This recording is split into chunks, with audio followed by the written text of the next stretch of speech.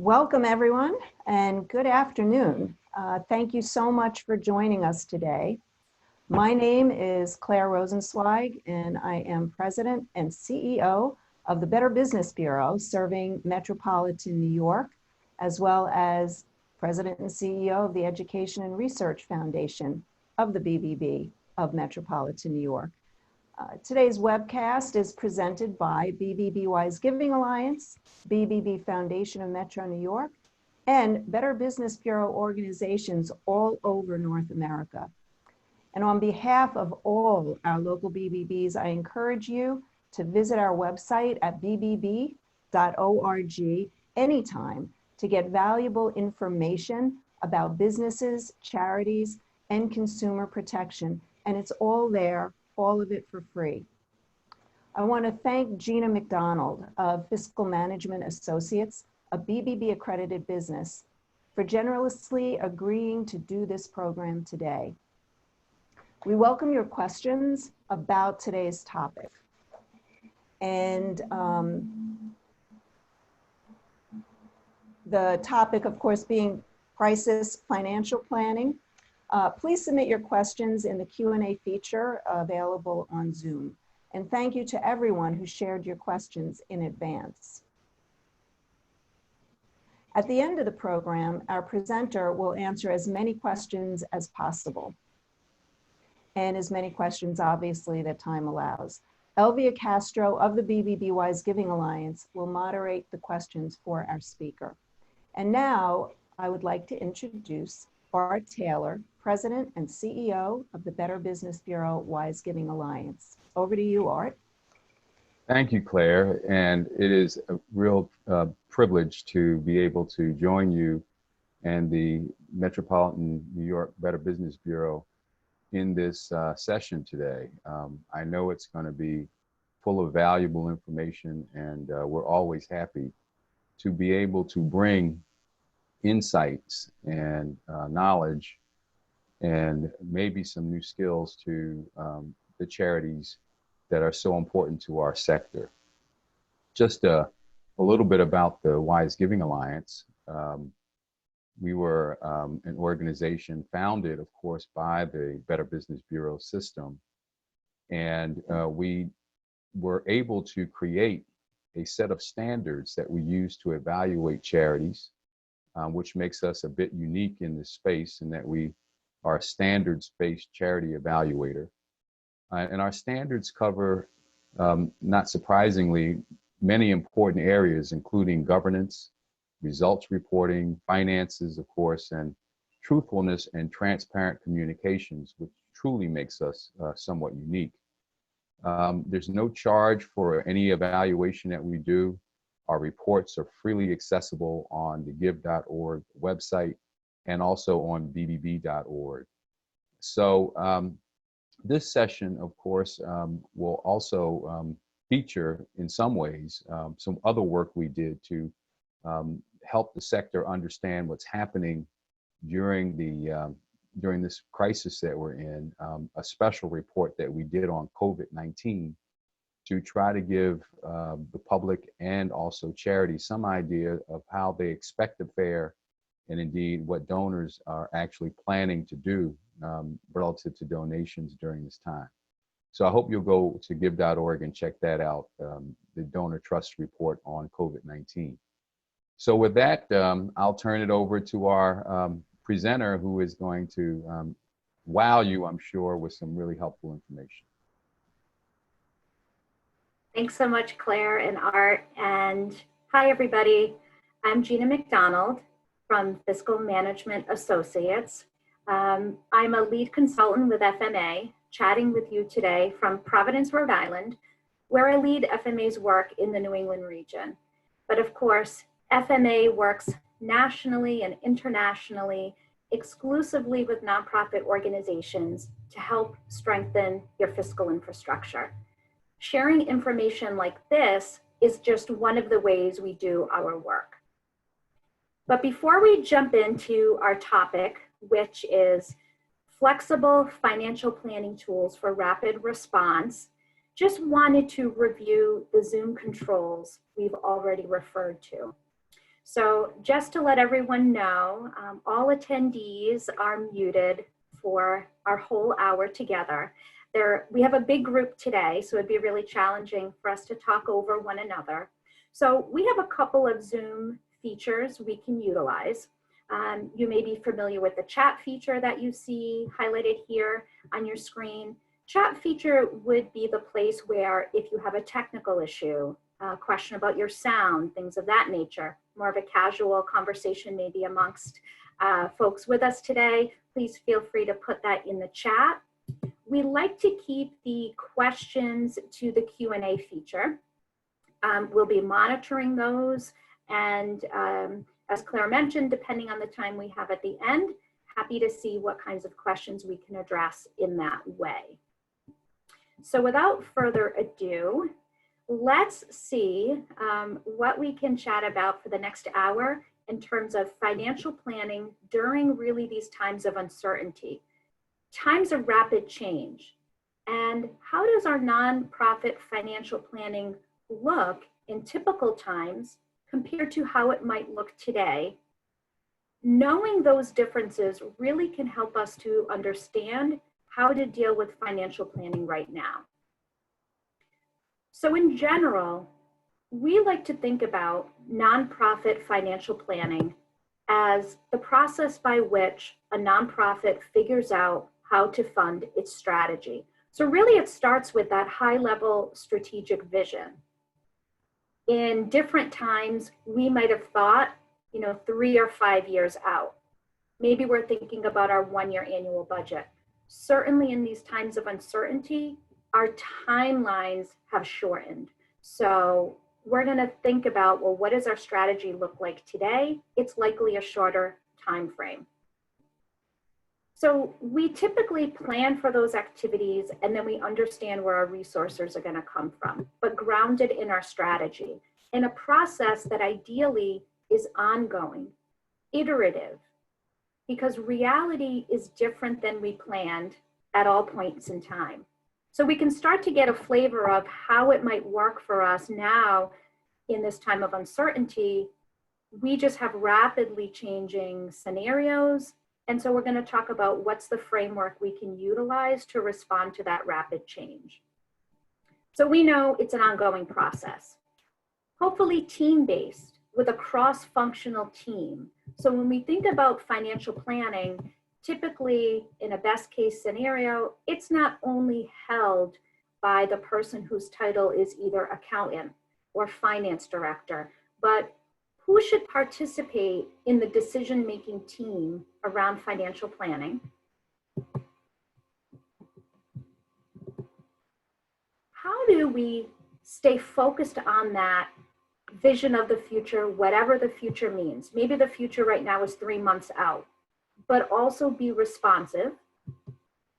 And how do I do scenario planning in an easy way so that when things change, it's not an overwhelming process to revise the plan? So this is really our framework: ongoing, iterative, responsive to what's happening now, nimble, flexible, in a way that incorporates different information we know cross-functionally in our organization in order to use this data to make our decisions. So really that's our high-level framework. In terms of what did it look like in different times when I might have been budgeting, as compared to what does scenario planning look like in this rapidly changing environment, we can understand that, well, under typical circumstances, we might have been planning for 1 year out. We then might have done that annual 1 year budget planning at a really detailed granular level. And so we were using maybe different layers of budgeting. We might have been thinking of budget, say, at a grant or funder level. We then might have been looking at departmental, programmatic, organizational-wide budgets. We might have been basing some of our assumptions in our budget on the past history, trends. And then we would look for funding for our plans. But there was a little bit of an idea that perhaps we could influence our future. perhaps we had some kind of way, depending on our course of action we selected, to decide our path. And now it seems like our external environment is more so influencing the way forward. So in this moment, we're having to think about the scenario plan, which we see here on the right-hand side, which is maybe more of an alternate projection. So it might not be based on my past history, original plans I had, but now responsive to external factors. And we might have various different alternative scenarios. So scenario planning, many different alternatives, but planning at a higher level. When we look at a scenario plan in terms of what does that financial model look like, it is not as detailed as your one-year annual operating budget. It is at a higher level, and it's based on some high-level key assumptions that we're going to talk about. It also is really based in some key drivers or some levers, if you will, that are going to inform the scenario. So if you can imagine that you will have to be responsive as external factors change, and knowing that we're going to have to recalibrate, we're going to have to revise the scenario maybe several times over the next year, then it makes sense that it's not as detailed as your one-year annual budget, right? Because we need to take some quick action, we need some quick numbers. And of course, these scenario plans, these models, help you to inform decisions. Again, it's sometimes more reactive than, say, your one-year annual budget. Also, I wanted to point out that some of us during this moment in time are thinking about increasing capacity, right? So we're really responding to need in different ways. And this scenario planning framework we're going to talk about will also be the framework no matter what situation we find ourselves in. So it may be a situation where we have some negative impact, but it also could be that there are different opportunities or maybe some increased demand depending on our mission. We can use this framework and model to address an increase in capacity as well as a decrease in capacity. So then what does scenario planning look like in terms of a framework? It's a three-step approach that we want to walk through today. And it's going to look linear right here, but certainly we're going to understand it's definitely not linear. It starts with understanding our baseline. We're going to understand where are we now. This helps us to understand what viable options exist. So starting with baseline, what do I look like today? Based on what options are in front of us and where I am today, what are some viable options? And let's start building out some scenarios. And that is scenarios with an S, because we're going to find that we're going to build more than one model in this moment. Again, different from annual budgeting where I had one budget. I am going to build likely 3 different scenario options in this moment. Then we'll be able to decide on a course of action using data. So we're still going to continue to make data-driven decisions. And then we're going to be in the mode of monitoring our progress. That's when the cash flow analysis comes in. But as we said, it's not linear. We, again, will have to likely retool our plan and end up in this iterative process of planning, monitoring, and replanning, again, in particular in a rapid way right now. So let's walk through the basics of each of these 3 steps in the process, starting with understanding the current financial position. In this moment, unlike most of our traditional financial planning, the balance sheet is going to be our focus in step 1. So a reminder, the balance sheet is a snapshot in time. So if we froze this moment, what are my assets? What are my liabilities? And it's all on a cumulative basis. So a balance sheet is the cumulative results of your organization's financial activity from inception. It's all of your assets, so everything you own, all of your liabilities, all the bills you owe, and the difference between the two is your net worth. And it's cumulative, again, since the inception of your organization. The balance sheet also then is the place where we can understand some really important key financial health indicators at this time. It's going to show us something about liquidity, which we can talk about.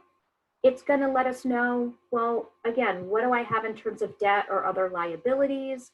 It also will give us information about our reserves. So here we can start to see how the balance sheet is informative in scenario planning. This is why we're beginning with understanding what's on that balance sheet, because we're trying to figure out the way forward in a little bit of a different way today. For those of us who are more accustomed to maybe focusing on the income statement or your P&L, if you will, that will typically not give us information about our reserves.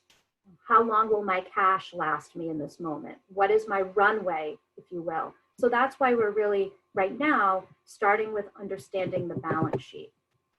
And so that is the reason why the balance sheet also gives us information about how much financial flexibility we have in this moment. So this is what we're trying to figure out, because depending on how I might have to pivot, I need to know what is a viable option for my organization. So then let's look to see, once we understand what is on our balance sheet, what are the critical questions related to our financial flexibility that we can ask, again, as our starting point, as our baseline for thinking about scenario planning and financial planning in this crisis moment. So if we were to look at our balance sheet and we would see net assets listed there, the net asset section of our balance sheet might list things like unrestricted net assets or net assets without donor restrictions. Again, it's a cumulative position. It is my net worth, if you will, that is free and clear of external restrictions.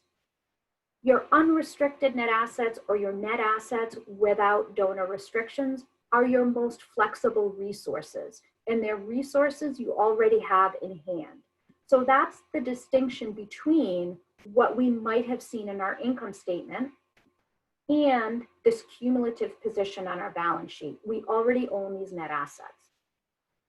Furthermore, if we see board designated funds on our balance sheet, we want to ask these critical questions. What is the purpose of these board designated funds?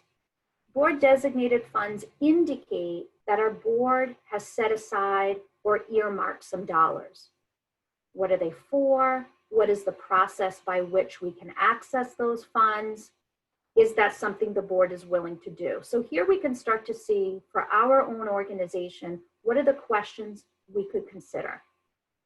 Is the board willing to redirect the use of any of those funds?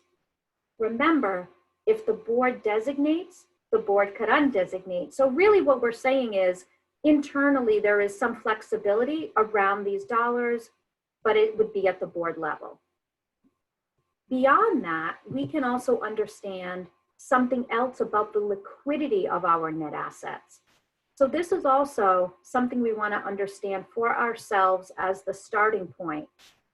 We may have what looks like a really healthy balance sheet, really big number of assets, low liabilities, and really positive net worth. But we may have net assets that are not in spendable form. We may be heavily invested in things like equipment or buildings, or potentially investments that are restricted that we cannot spend.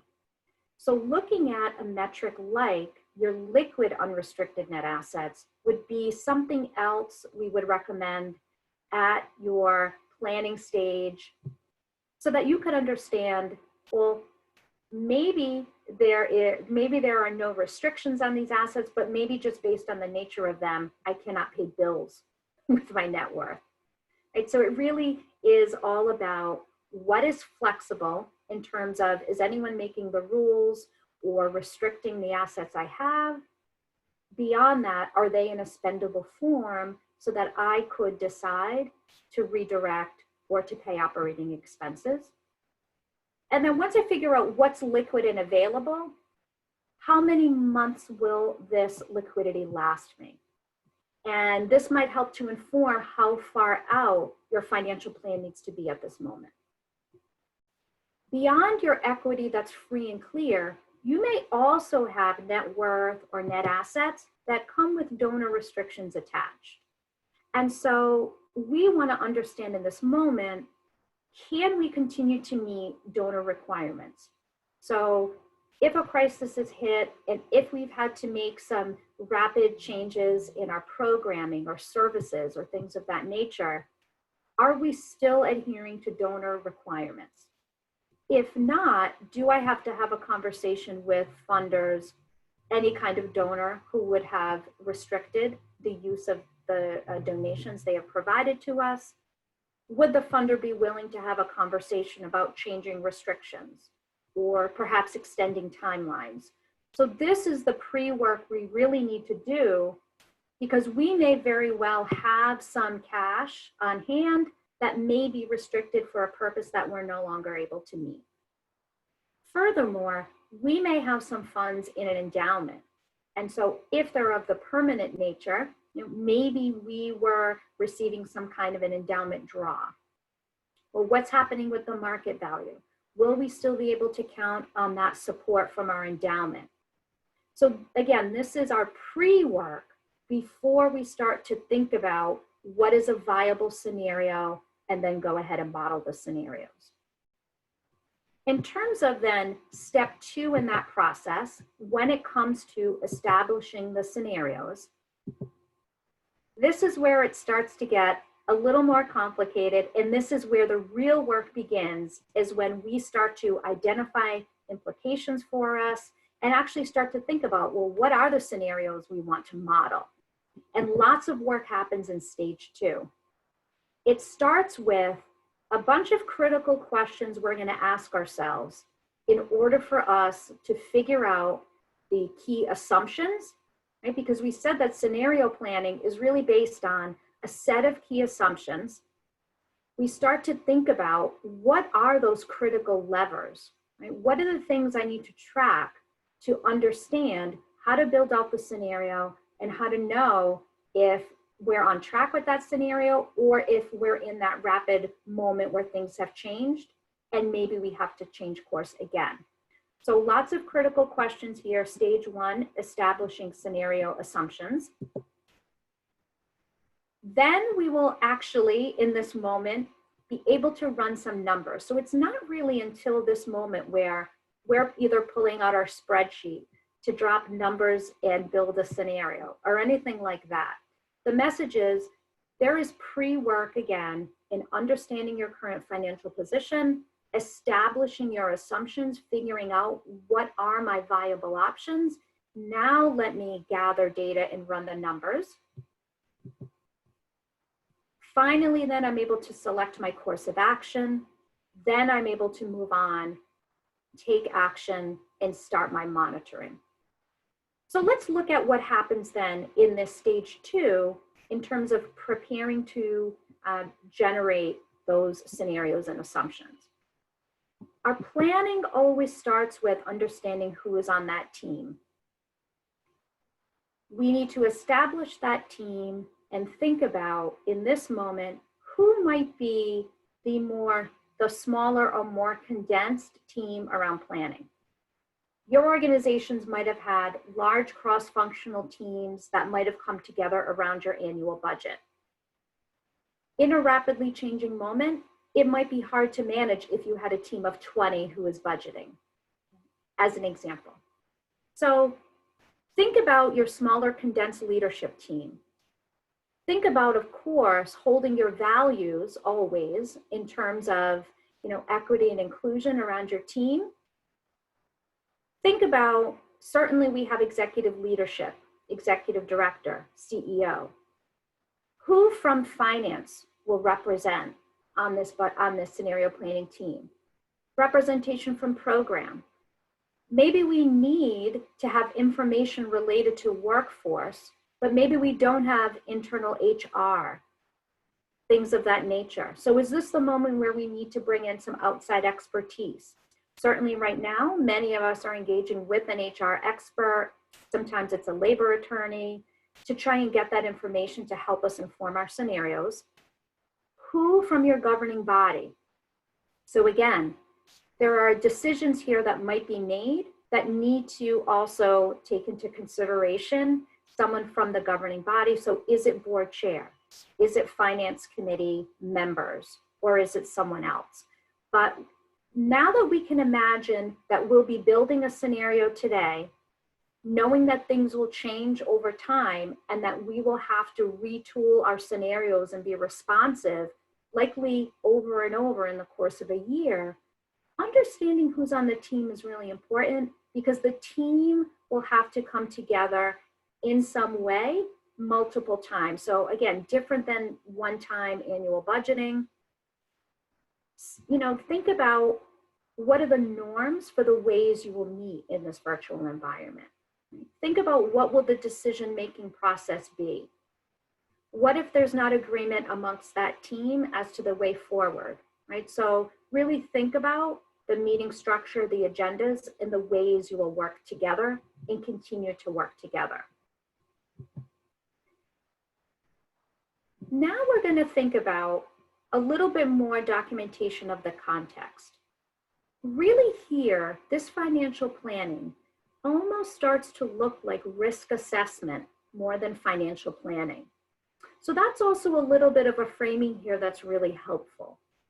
It's a reminder also that our assumptions take the form of words and not numbers. And certainly, you know, giving folks a page of numbers isn't as helpful as giving folks a page of numbers representing a scenario accompanied by the words describing the scenario. So just a reminder that we need documentation of the context. What's going on right now? What are the external factors, threats, opportunities affecting our organization? This helps us to start to narrow down the many options that we might feel are available to us right now. So this is a difficult time for us. We're trying to figure out the way forward. We do not always have the universe of options that we may think we have once we start to document our context. So articulate what is known, what is unknown for our organization. Then let's take it internal. So first we started with a little bit of external. What are the risks, threats, opportunities? Bring it internal. What are we good at? What is core to us? What do we want to preserve in this moment? Again, you're doing this with your team. Can we agree on our strengths, weaknesses? And that's going to be at a couple different levels. Programmatic, what are we good at? What do we want to keep doing? What is core? Maybe what is the demand? Financially, what did our balance sheet tell us? Right? So we're starting to outline what we learned. Think about our business model drivers. So again, from a financial planning perspective, our business model drivers include things like, where does most of our revenue come from? What are the revenue drivers? What are our expense drivers? Meaning, do I spend most of my dollars on payroll? How about programmatic supplies? So we're really thinking of the big categories here of revenues and expenses, and we're doing some documentation. We then will start to ask critical questions to continue to help us focus and narrow down our choices even more. So this is what we're doing throughout the process, is trying to take a scan, document, to attempt to narrow down and focus our options so that the scenarios we model are viable and based on data that we have outlined. So here are some key questions that we might use as a framing to ask these critical questions. We might think about impact on programs. as one broad area that we're going to dig into in terms of critical focus and critical questions. We're going to think about, well, what changes in programs are necessary and viable right now? What about our workforce? What's happening with folks in that regard? And what about our overall financial health? So framing questions in this way can help us. Again, these are our identifying our drivers. So then in terms of particular questions around programming, to give you all an example, this is what they might sound like if I were to focus my questions right now in the programming area. We may ask ourselves, will we have to curtail any of our activities? Will we either have a pause, a slowdown, a stop? So again, we are thinking broadly in the area of programming. On the other side, do we have increased demand?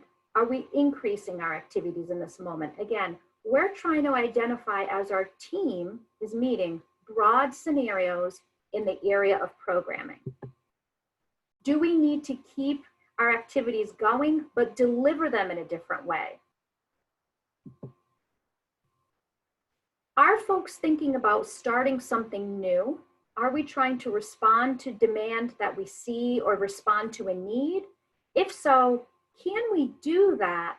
Or do we need to stick to activities that are core to our mission and activities that we're really best at, and perhaps leave the other services to a different organization? So again, this is a set of 4 questions really focused on looking at the programming.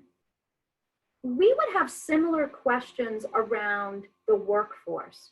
So we could also turn these questions into workforce related questions, right? We may ask ourselves, will we have to decrease our workforce, right, our staffing, in response to a decrease in programming?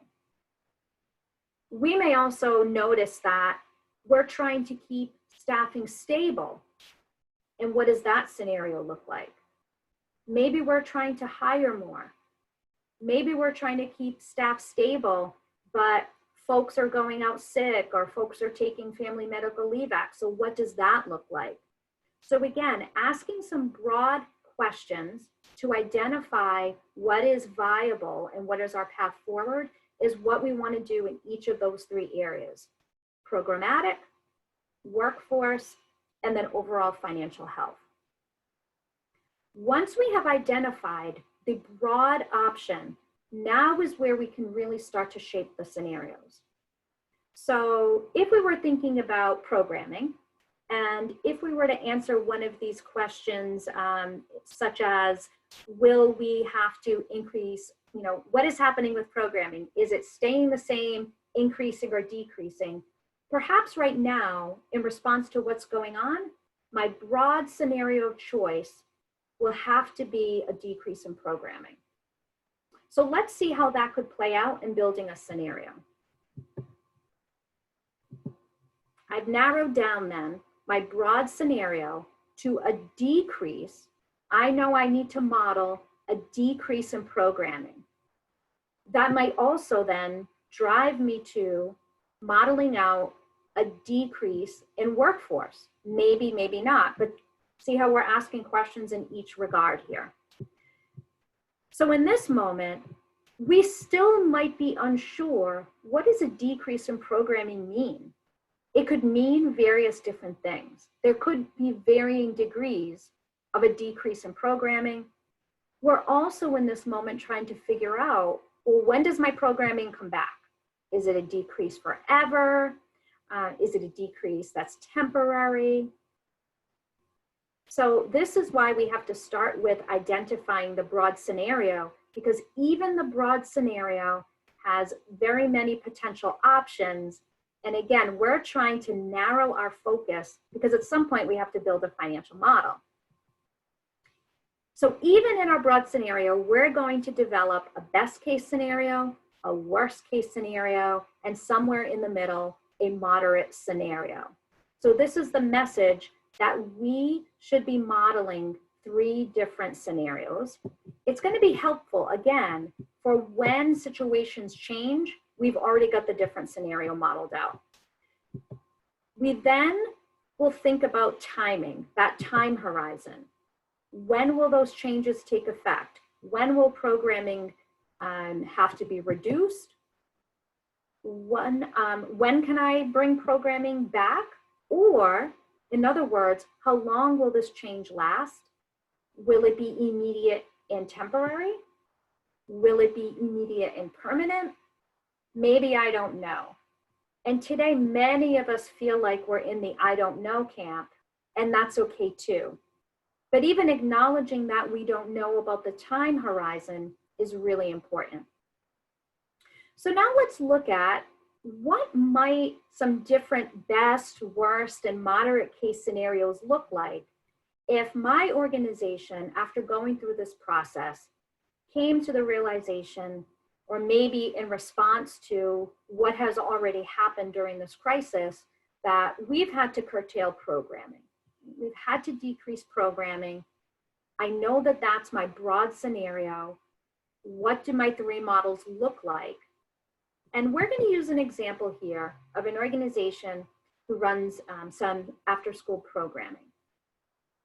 Well, maybe best case scenario for me right now is that I'm hopeful I will be able to pick up summer programming for half the summer of 2020. And certainly for many of us, that really seems like, wouldn't that be great? For sure, that would be a best case scenario. And best case scenario, school districts will open in the fall of 2020, and I will be able to do in-person programming for children starting in the fall of 2020. So this is a decrease in programming, potentially a decrease in workforce. It seems to be a best case scenario and temporary. So this is how we can talk about and understand the scenario. And again, we're going to describe that in words. Maybe my moderate case scenario is I am not going to be able to run summer programming. I'm going to think about summer is not going to be until 2021, so no summer in 2020 in terms of programming. But still, my moderate case scenario is that school districts will open in the fall of 2020. And so again, my moderate case, I'm still in person fall of 2020. And maybe my worst case scenario for my organization is that still no summer 2020 programming. School districts will not be able to open in the fall. I will not have in-person programming in the fall, but I'm hopeful that even in the worst case, I will have in-person after-school programming in winter of 21. So this is how, again, we can start imagining and trying to predict what will happen. All of these 3 scenarios plan for a decrease in programming, but they're all a little bit different. And so then again, based on the path that your team seems to find themselves in, once we've modeled out these 3, right, we could pivot no matter what happens.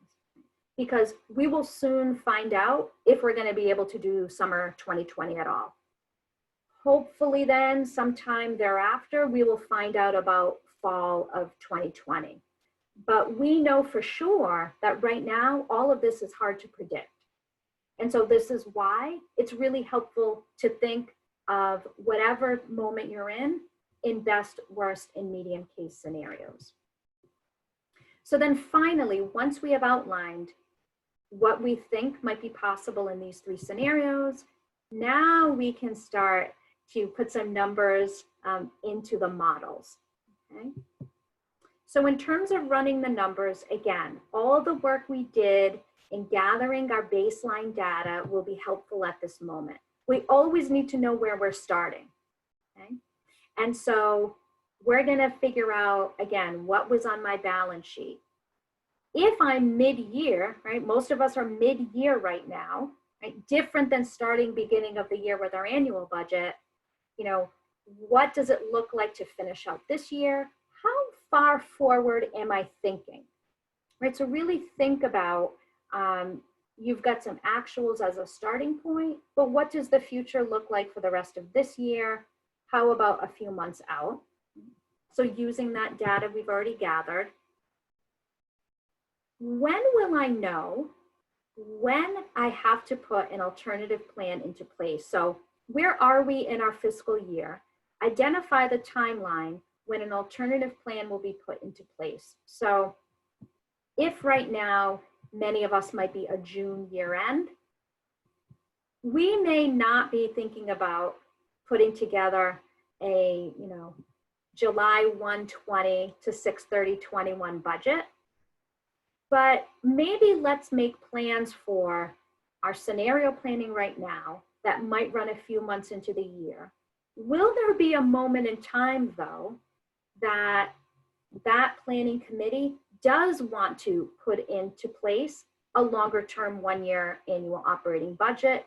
Or do we feel like the situation is so rapidly changing that we're just going to do these 3 month at a time kinds of financial plans? So really, again, we're thinking about working with your team and identifying how far out we're going to go into the future. How many times are we going to change the plan? Put plans into place to revisit your timeline and know maybe for this next year, how do we want to work together and continue to put together our financial plans. Finally, let's run the numbers. But reminder here, we're going to model these financial scenarios in 3 ways. The words will be equally as important. So we're going to model the financial implications of each scenario, but draft an accompanying narrative for each one.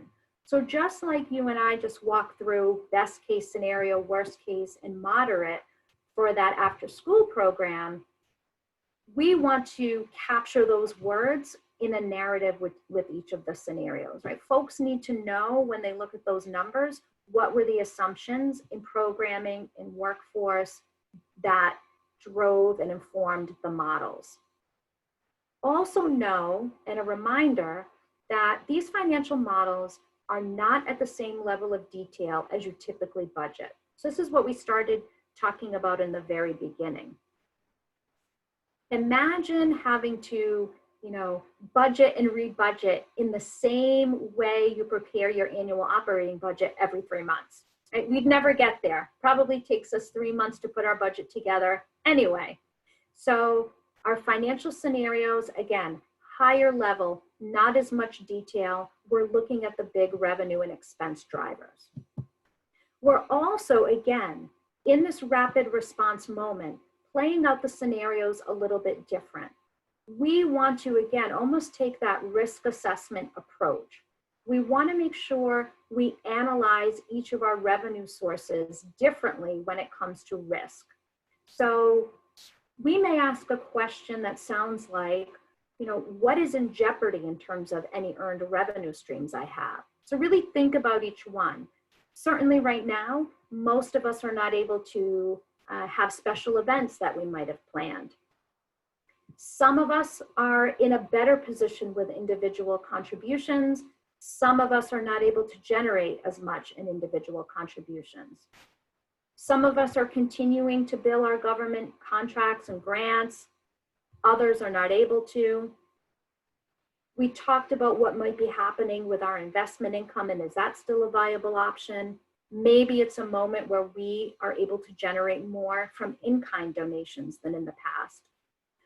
So really look at each of your revenue streams and take a risk assessment approach when we are defining those revenue scenarios. On the other hand, what might be a new opportunity for a source that we can access at this time? So since we've already analyzed our balance sheet, maybe there's something about existing reserves that we learned that is helpful. And maybe if available, some of those reserves could be invested in maintaining operations. Are there other external resources, incentives, loans, or relief from some of the philanthropic funds that have now been created that would be available to my organization. We talked about looking at your donor restricted net assets and trying to understand, are there any donors at this moment who are willing to release restrictions? Right? But again, it's conversation with each individual funder around that. Are there any new opportunities for new funding sources that I might not be thinking of or maybe weren't available to me before? And is it possible that in this moment I have started something new that is a potential revenue generating venture? Right? And so of course, this is all going to depend on the scenario that was particular to us. But again, we're thinking of it in a different way right now because it's not business as usual. Now, of course, once we model out the 3 scenarios, again, we came to this place through a process by which we understood where we were starting, right? So we understood our current financial position. We then did some work here and had conversations with our team in terms of identifying, trying to narrow down the broad path for us. But we did that by asking critical questions, scanning our external environment, and then understanding where are our core strengths and is there alignment, right, to try and narrow down the scenarios. So then by the time we gathered the data and ran the numbers, what we came up with were 3 potential varying degrees all along one broad scenario path. We then, again, with that team that has come together, can select a course of action, right? Does it look like we're on the best case path? Does it look like we're somewhere in the middle? Or right now, is what we're seeing telling us that we're in this worst case scenario?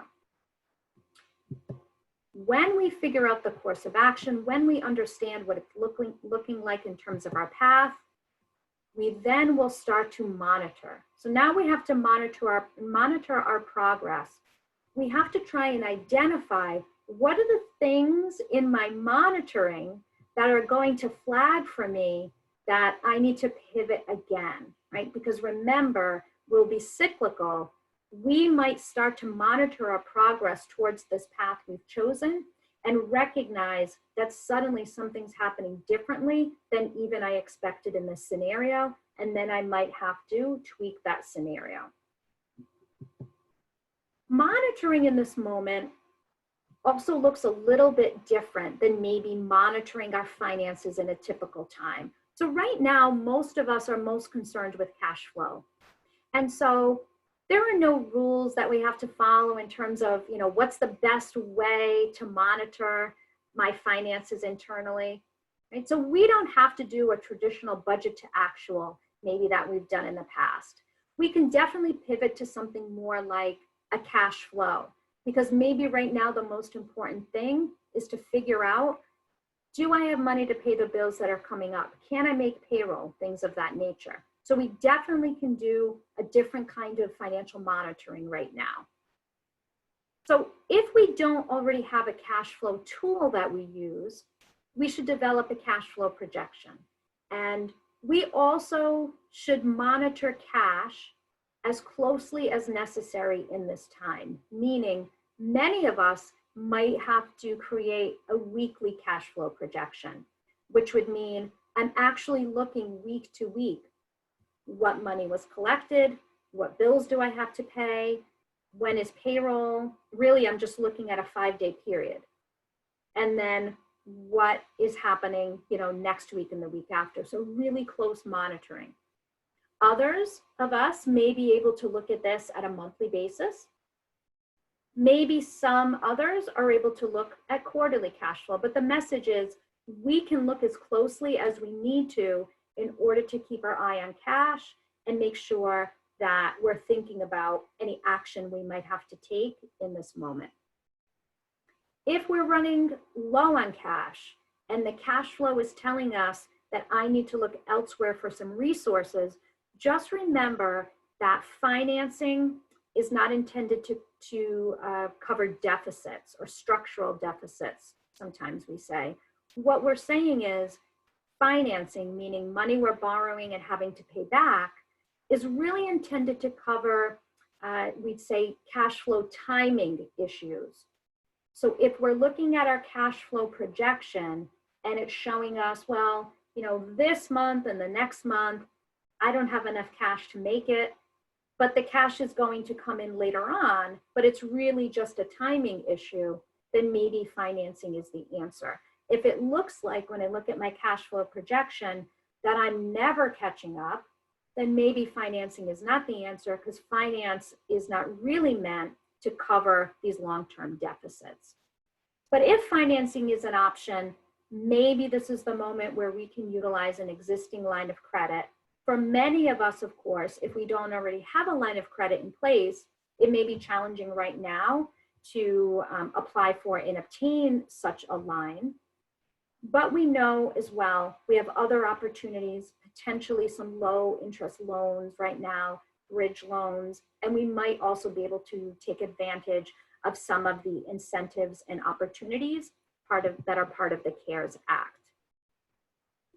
So now we are also coming full circle at the moment in our financial planning, in our scenario planning, where once again, we're thinking about our team and thinking about communication. So we did our homework and figured out our starting point. We did a lot of work in scanning our external environment. We narrowed down our options and thought about broad scenarios that were meaningful for us and responsive to the needs of folks we serve. We then modeled out the scenarios. We determined a course of action, and now we're taking action and we're monitoring. And so what is the best strategy to engage other folks to communicate the process we went through, to communicate to folks the path that we're on, right? So how do I engage the whole board in these communications, right? What's going to be the mechanism by which I update folks? What will be the critical points here that will require some check-in, right? Or report back out to the board? Many of us maybe meet with our boards on a quarterly basis, things of that nature.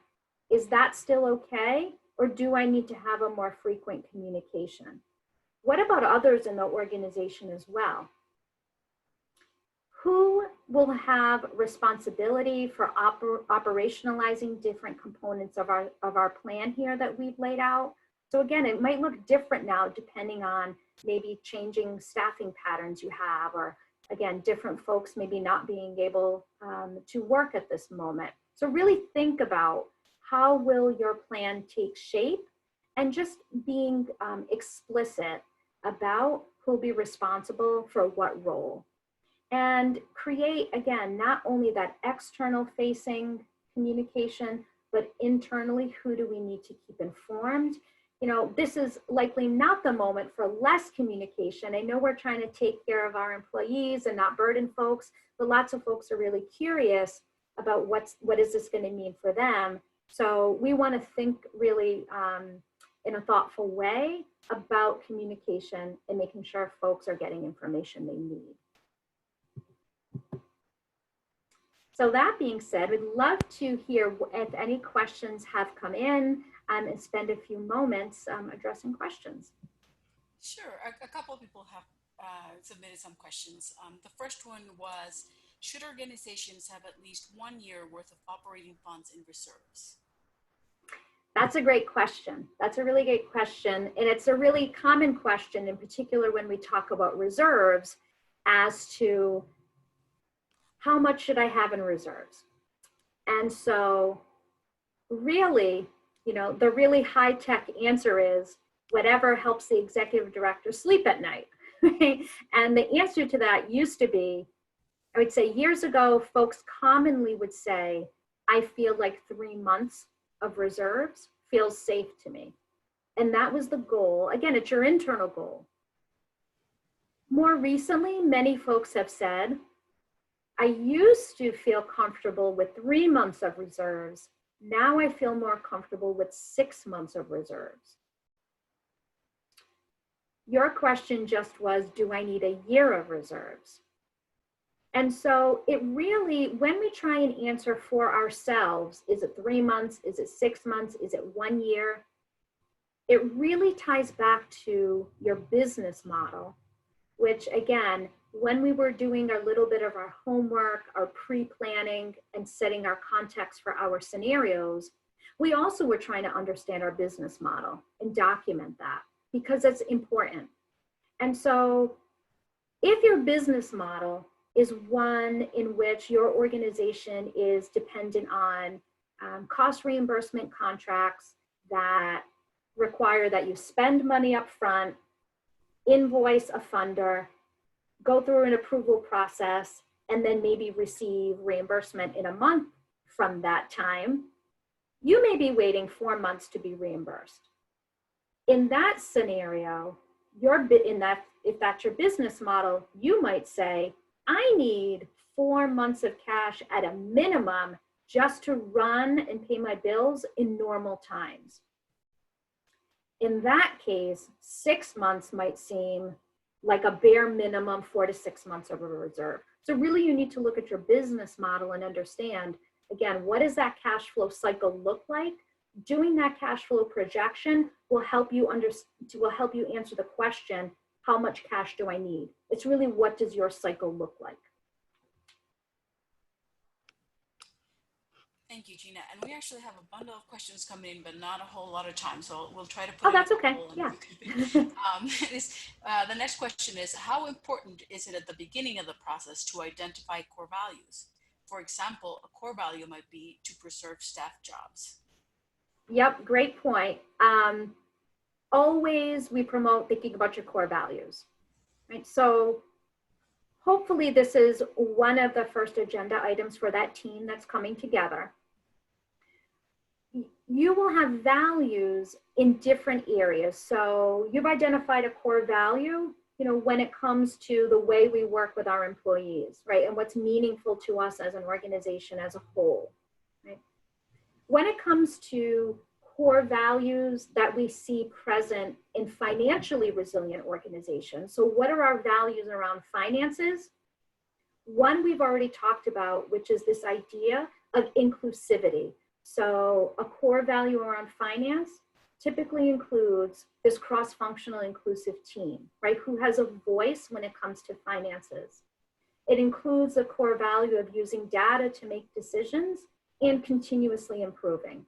So I think it would be great to make explicit in this process the core values around finance, core values around programs, core values around your workforce. And they really also map to what we talked about in terms of what are the areas that we can identify critical questions. So thank you for bringing that up. Great. And we'll do one last or two-in-one question. Sure. This is, how transparent should we be with staff about the process we went through? And perhaps relatedly, could you speak to the conflict of interest in making resource changes? So in terms of, maybe I'll do the second one first. So conflict of interest, I'm wondering, I'm not sure if we're talking about human resources or just revenue resources in general. So they say, for example, a CEO proposing changes to the salary line in the budget. Yeah, so this is where, of course, your team comes into play. So this is really thinking about who is the team. So starting with the values, using data to drive decisions, right? So what does the data tell us? Who is on the team making decisions? In particular around our workforce related decisions, right? I'm an accountant, not an attorney. I also don't know HR. So I might see that the numbers tell me something, but then I feel like I need to bring in experts. So this is the moment where we're thinking about who's on our team and thinking about, do I need to call an HR expert? Do I need to talk to someone who could advise around labor laws, things of that nature? Because someone on your team needs to hold that expertise, right? Or at least get that expertise to inform. In terms of, remind me the first question, the first part of the question. Sure. The first part of the question was, how transparent should we be with staff? Yep. So again, this is something that the first time your team meets, think about the communication plan, right? Always good to have consistency of communication. So what is the mode of communication, right? Will it be email? Will it be something else?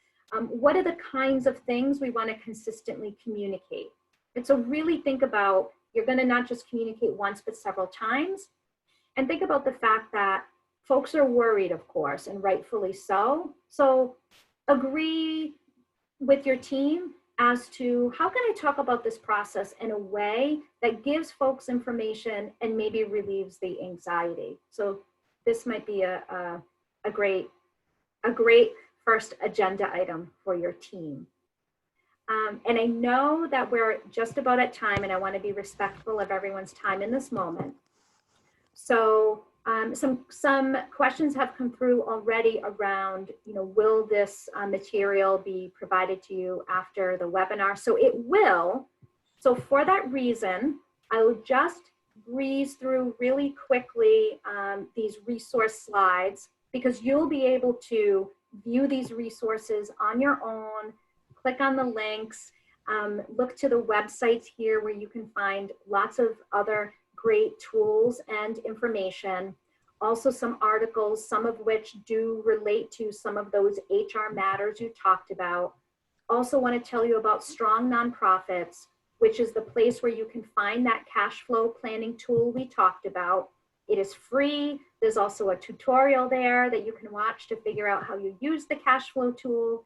There is also a revenue scenario planning tool for free there on Strong Nonprofits. When you download the materials, you'll also be able to understand how to view a webinar or a self-guided tour of that website. You'll also receive FMA's contact information and my contact information as well. Happy to hear any questions, and you can email me at any point in time if anything comes up. And also, of course, thanks to BBB Foundation of Metro New York and BBB Wise Giving Alliance.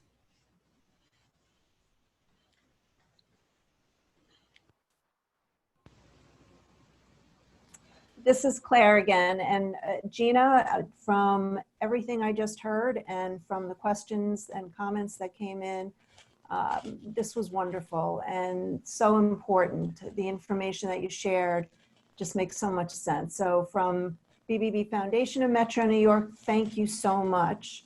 And I see Art, you want to say a few words? And put your speaker on, unmute yourself.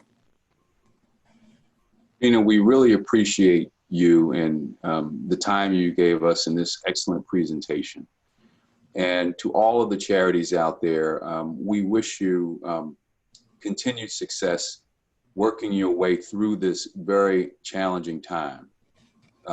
It's been said many times, and I have to say it again, this too will pass. And when we get to the other side, we all are expecting that the nonprofit sector will come out stronger than it was before it went in.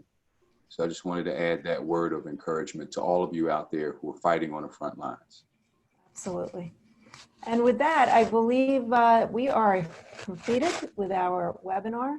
I know that there are questions about getting the recording, getting the slides, and all of those. This presentation will be shared with all attendees. Thank you so much. Elvia, I think it's over to you at this point. And again, have a great afternoon and keep doing what we're doing.